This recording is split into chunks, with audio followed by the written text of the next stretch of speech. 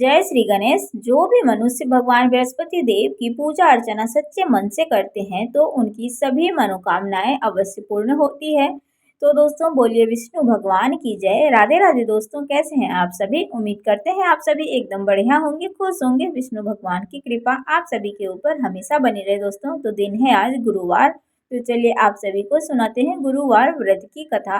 कथा पूरा सुनिएगा दोस्तों। पसंद आए तो वीडियो को लाइक आप सभी जरूर कर दीजिएगा। प्राचीन काल में एक ब्राह्मण रहता था। वह बहुत ही निर्धन था, उसको कोई संतान नहीं थी। उसकी स्त्री बहुत मलिनता के साथ रहती थी और वह न ही स्नान करती न ही किसी देवता का पूजन किया करती थी। इससे ब्राह्मण देवता बड़े दुखी रहते थे। बेचारे बहुत कुछ कहते किंतु उनका कोई परिणाम न निकला। भगवान की कृपा से ब्राह्मण के यहाँ कन्या रूपी रत्न पैदा हुई। कन्या बड़ी होने पर प्रातः काल स्नान करके विष्णु भगवान का जाप और बृहस्पतिवार का व्रत करने लगी। अपने पूजन पाठ को समाप्त करके जब वह विद्यालय जाती थी तो अपने मुट्ठी में जौ भर कर ले जाती और पाठशाला के मार्ग में वह डालती जाती। तब ये जौ स्वर्ण के हो जाते थे। लौटते समय उनको बीन कर घर को ले आती थी। एक दिन वह बालिका सूप में उन सोने के जौओं को फटक कर साफ कर रही थी कि उसके पिता ने देख लिया और कहा, हे बेटी, सोने के जौ को फटकने के लिए सोने का सूप होना चाहिए। दूसरे दिन बृहस्पतिवार था। इस कन्या ने व्रत रखा और बृहस्पति देव से प्रार्थना करके कहा, हे प्रभु, अगर मैंने आपकी पूजा सच्चे मन से की हो तो आप मेरे लिए सोने का सूप दे दो। बृहस्पति देव ने उसकी प्रार्थना को स्वीकार कर ली। रोजाना की तरह वह कन्या जौ फैलाती हुई जाने लगी। जब लौटकर वह जौ को बीन रही थी तो बृहस्पति देव की कृपा से उसे सोने का सूप मिला। उसे वह घर को ले आई और उसमें जौ साफ करने लगी, परंतु उसकी माँ का वही ढंग रहा। एक दिन की बात है, वह कन्या सोने के सूप में सोने के जौ को साफ कर रही थी। उस समय शहर का राजपुत्र वहां से होकर निकला। इस कन्या के रूप और कार्य को देखकर वह मोहित हो गया तथा अपने घर जाकर भोजन तथा जल को त्याग कर उदास होकर लेट गया। जब राजा को इस बात का पता लगा तो वह अपने प्रधानमंत्री के साथ उसके पास गए और बोले, हे बेटा, तुम्हें किस बात का कष्ट है?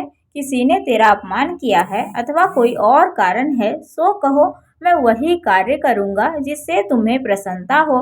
अपने पिता की बातें राजकुमार ने सुनी तो वह बोला, हे पिताजी, मुझे आपकी कृपा से किसी बात का दुख नहीं है और ना ही किसी ने मेरा अपमान किया, परंतु मैं उस लड़की के साथ विवाह करना चाहता हूँ जो सोने के सूप में जौ को साफ कर रही थी। यह सुनकर राजा आश्चर्य में पड़ गया और बोला, हे बेटा, इस तरह की कन्या का पता तुम ही लगाओ, मैं उसके साथ तेरा विवाह अवश्य ही करवा दूंगा। राजकुमार ने उस लड़की के घर का पता बतलाया। तब मंत्री उस लड़की के घर गए और ब्राह्मण देवता को सभी हाल बतलाया। ब्राह्मण देवता राजकुमार के साथ अपनी कन्या का विवाह करने के लिए तैयार हो गए तथा विधि विधान के अनुसार ब्राह्मण की कन्या का विवाह उस राजकुमार के साथ हो गया। कन्या के घर से जाते ही पहले की भांति उस ब्राह्मण देवता के घर में गरीबी का निवास हो गया। अब भोजन के लिए भी अन्न बड़ी मुश्किल से मिलता था। एक दिन दुखी होकर ब्राह्मण देवता अपनी पुत्री के पास गए। बेटी ने पिता की दुखी अवस्था को देखकर अपनी माँ का हाल पूछा। तब ब्राह्मण ने सभी हाल कह सुनाया। कन्या ने बहुत सारा धन देकर अपने पिता को विदा किया। इस तरह ब्राह्मण का कुछ समय सुखपूर्वक व्यतीत हुआ। कुछ दिन बाद फिर से वही हाल हो गया। ब्राह्मण फिर अपनी कन्या के यहाँ गया और सारा हाल कहा तो लड़की बोली, हे पिताजी, आप माताजी को यहाँ लेवा लाओ, मैं उसे विधि बता दूंगी जिससे गरीबी दूर हो जाएगी। वह ब्राह्मण देवता अपनी स्त्री को लेकर साथ पहुँचे तो पुत्री अपनी माँ को समझाने लगी, हे माँ, तुम प्रातः काल उठकर सर्वप्रथम स्नान आदि करके विष्णु भगवान का पूजन करो तो सब दरिद्रता दूर हो जाएगी। परंतु उसकी माँ ने एक भी बात नहीं मानी और प्रातः काल उठकर सर्वप्रथम अपनी पुत्री के बच्चों की जूठन को खा लिया।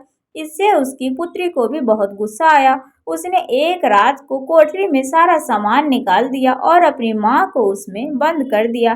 प्रातः काल उससे निकाल कर स्नान आदि करवा के पूजा पाठ करवाया तो उसकी माँ की बुद्धि ठीक हुई। फिर से वह प्रत्येक बृहस्पतिवार को व्रत रखने लगी। इस व्रत के प्रभाव से उसके माँ बाप भी बहुत ही धनवान और पुत्रवान हो गए और बृहस्पति देव जी की प्रभाव से इस लोक के सुख को भोग कर स्वर्ग को प्राप्त हुए। तो बोलिए विष्णु भगवान की जय। तो दोस्तों आप सभी को यह कहानी कैसी लगी? अगर कहानी पसंद आई हो दोस्तों विष्णु भगवान की, तो आप सभी वीडियो को लाइक जरूर कर दिया करिए और चैनल पर जो भी नए आते हैं तो सब्सक्राइब कमेंट शेयर भी कर दीजिएगा दोस्तों। तो चलिए मिलते हैं आप सभी से फिर से एक अगले वीडियो में। राधे राधे, हर हर महादेव, जय श्री हरि विष्णु।